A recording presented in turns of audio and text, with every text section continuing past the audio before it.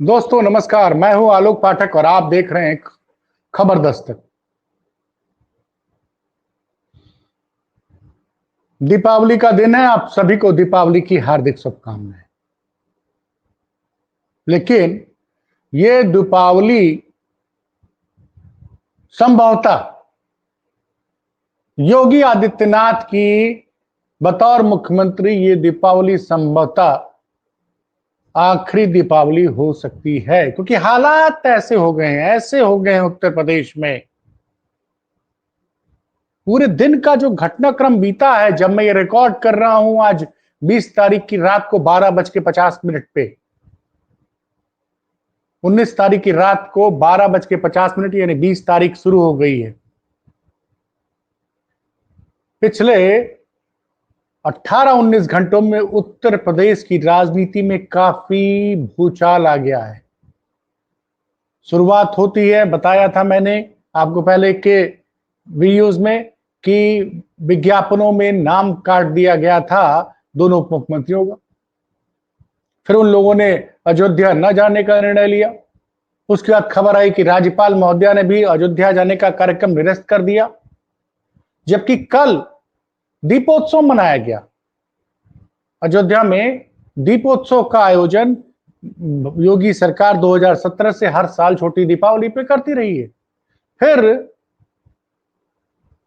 दोपहर होते होते अखिलेश यादव ने ट्वीट किया और उनके ट्वीट से पता चला कि जो समाजवादी पार्टी के सांसद हैं अवधेश प्रसाद अयोध्या से, उनको भी आमंत्रित नहीं किया गया था। और अखिलेश यादव ने लिखा है कि अवधेश प्रसाद को आमंत्रित नहीं किए जाने से पूरा पीडीए समाज आहत है।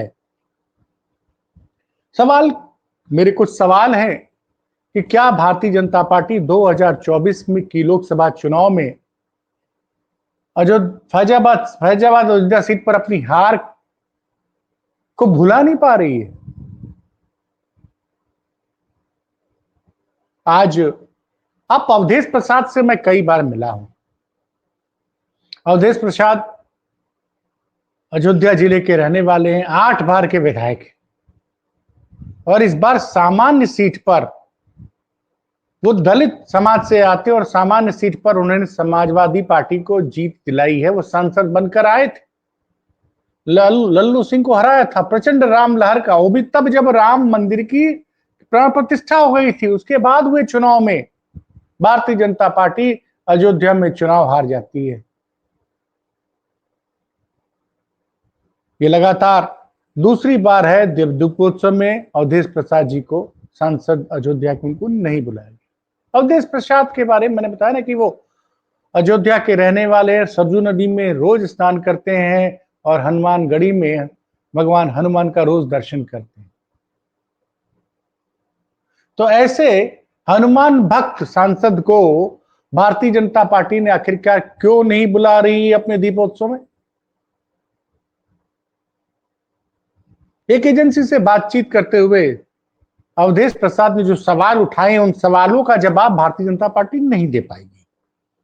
देखिए, 8 बार के विधायक रहे हैं, कई बार के कैबिनेट मंत्री और वर्तमान में सांसद हैं। अवधेश प्रसाद ने अयोध्या में जब चुनाव जीता, ये पूरी दुनिया में एक हेडलाइन बनी थी कि BJP has lost in Ayodhya.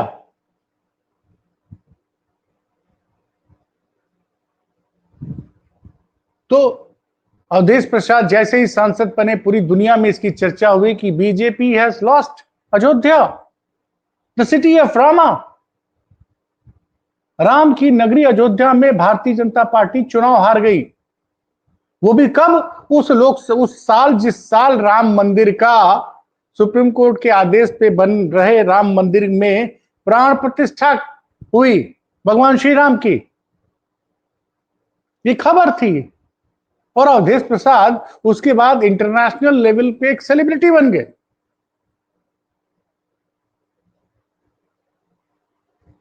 उन्होंने कुछ सवाल उठाए हैं, पढ़े लिखे हिंदी अंग्रेजी दोनों बोलते हैं। उन्होंने कहा कि यह कोई भारतीय जनता पार्टी का आयोजन नहीं था, ये सरकारी आयोजन था। फिर मुझे क्यों नहीं बुलाया गया? और भारतीय जनता पार्टी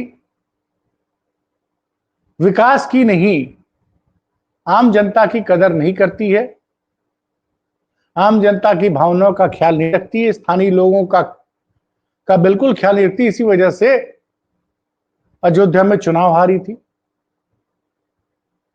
अयोध्या में जमीन की खरीद में बड़े घोटालों के आरोप लगातार लग रहे हैं, लगातार आरोप लग रहे हैं सरकार के ऊपर। और अवधेश प्रसाद जो है कि पीडीए के सबसे बड़े आइकॉन बन के उभरे अखिलेश यादव के बाद।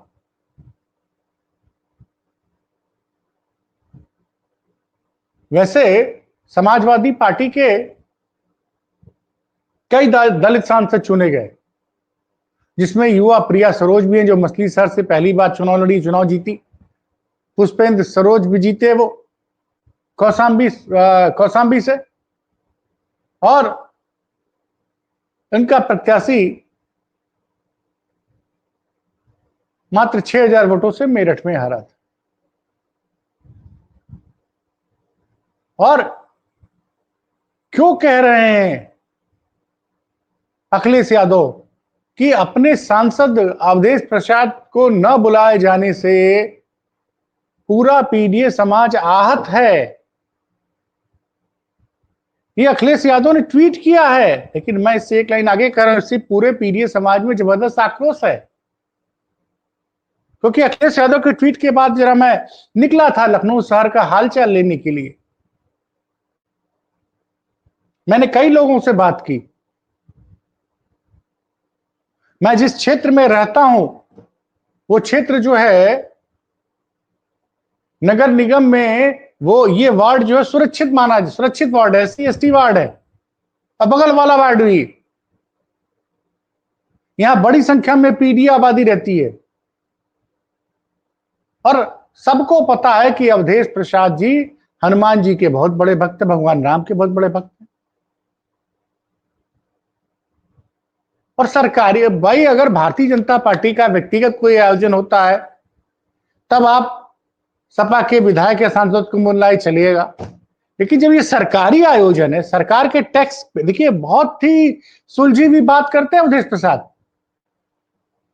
कि भैया टैक्स पेयर के पैसे से हो रहा है पूरा आयोजन, और जिसको अयोध्या की जनता ने अपना प्रतिनिधि बना के दिल्ली भेजा, अपना सांसद चुना, उसको आप बुला ही नहीं रहे हो।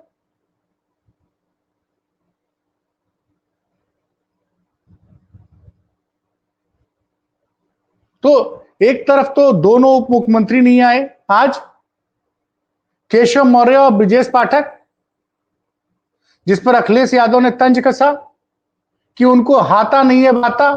दूसरा, वो प्रभुत्ववादी सोच के व्यक्ति हैं।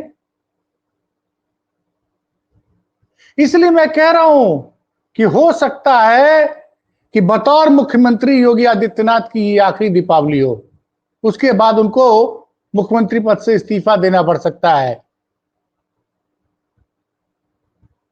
क्योंकि भाई केशव मौर्य भी पिछड़े समाज से आते हैं, उत्तर प्रदेश के उप मुख्यमंत्री हैं,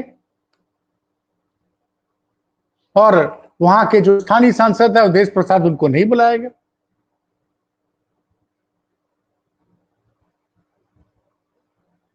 और अभी तो कई चौंकाने वाले खुलासे हुए हैं सीएजी की रिपोर्ट में, और उसमें जो आरोप लग रहे हैं, आरोप ये लग रहा है कि भगवान मतलब अयोध्या में राम मंदिर के प्रतिष्ठा भगवान श्री राम के प्राण प्रतिष्ठा समारोह में, आयोजन में जो कई घपले हुए हैं, ये आरोप लग रहे हैं उसमें सरकारी खर्च में।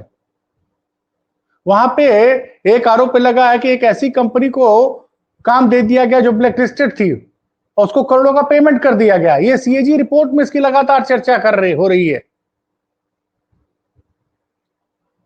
जमीनों के घोटाले की खरीद में कैसे घोटाले हुए थे, ये तो 2021 में मुद्दा बन गया था कि आधे घंटे के अंदर एक जमीन की कीमत 2 करोड़ से 16 करोड़ हो जाती है। अखिलेश यादव बार बार ये आरोप लगाते हैं कि बड़े पैमाने में अयोध्या में जमीनों की खरीद फरोख्त में घोटाला हुआ है।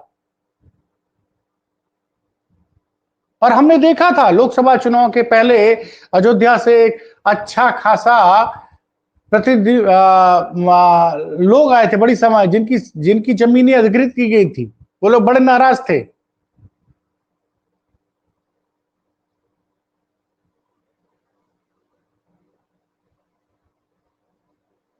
पिछले साल इंडियन एक्सप्रेस ने पूरी एक डिटेल ली थी, लगाई थी कैसे अयोध्या में जमीनों का बंदरबाट हुआ है। बड़े बड़े बीजेपी के नेताओं ने अपने परिवार वालों के नाम में अयोध्या में जमीन खरीदी है।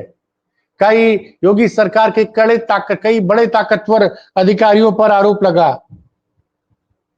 एक बड़े ताकतवर एडीजी उनके ऊपर उनकी माताजी ने करोड़ों की जमीन अयोध्या में खरीदी है।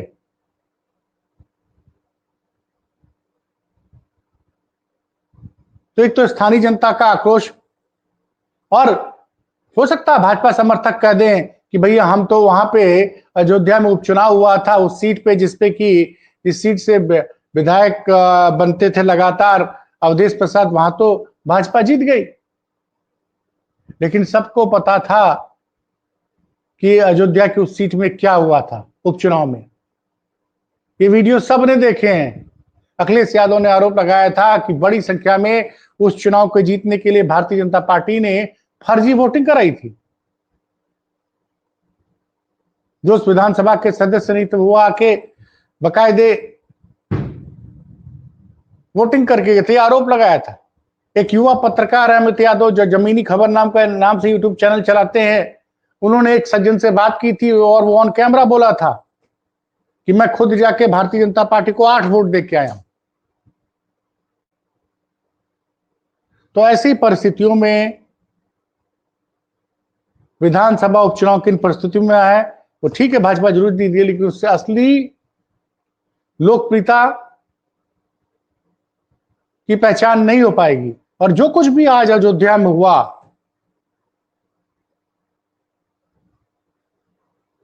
उसका असर आने वाले दिनों में बिहार चुनाव में उसकी कीमत भारतीय जनता पार्टी को चुकानी पड़ सकती है, और यूपी चुनाव में तो इसका असर पड़ेगा ही पड़ेगा।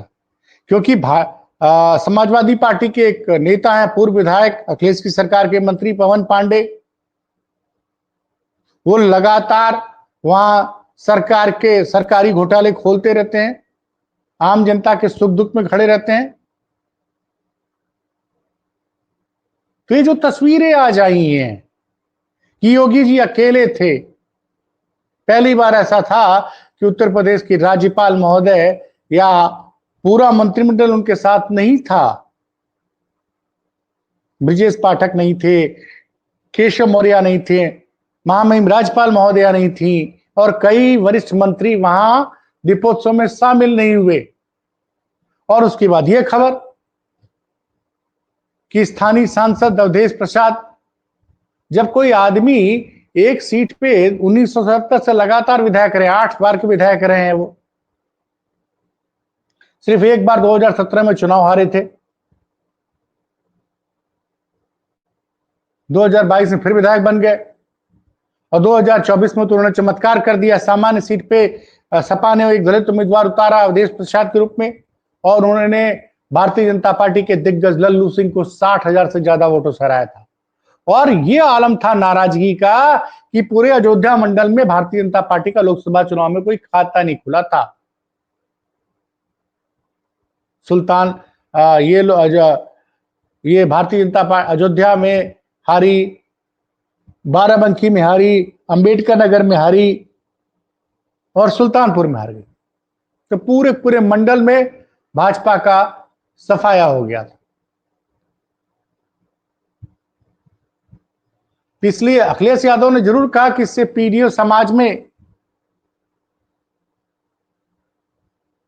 आहत है, लेकिन जो मैंने महसूस किया बातचीत करके, उससे ये लगा कि योगी सरकार ने अवधेश प्रसाद को दूसरे साल में दीपोत्सव में नहीं बुलाया। इससे पूरे पीडीए समाज में जबरदस्त आक्रोश है और इसका असर, इसका खामियाजा भारतीय जनता पार्टी को आने वाले चुनाव में उठाना पड़ सकता है। एक बार फिर से आप सभी को दीपावली की हार्दिक शुभकामनाएं। दीपावली का दिन जरूर है, लेकिन हम लोग लगातार, हम और राज कपूर, हमारे सहयोगी राज कपूर जो हमारे साथ, हम दोनों लोग मिलकर चैनल चलाते हैं, हम दोनों की तरफ से आप सभी को दीपावली की हार्दिक शुभकामनाएं। और जब भी कोई बड़ी खबर होगी उसको लेके हम आपके पास आएंगे। पिछले साल आप लोगों ने हम लोग को का बड़ा प्यार आशीर्वाद मिला, तो आने वाले हिंदू, क्योंकि माना जाता है कि हिंदुओं का नया वर्ष आज से शुरू होगा, तो इस नए वर्ष के मतलब आर्थिक, कहते हैं ना, फाइनेंशियल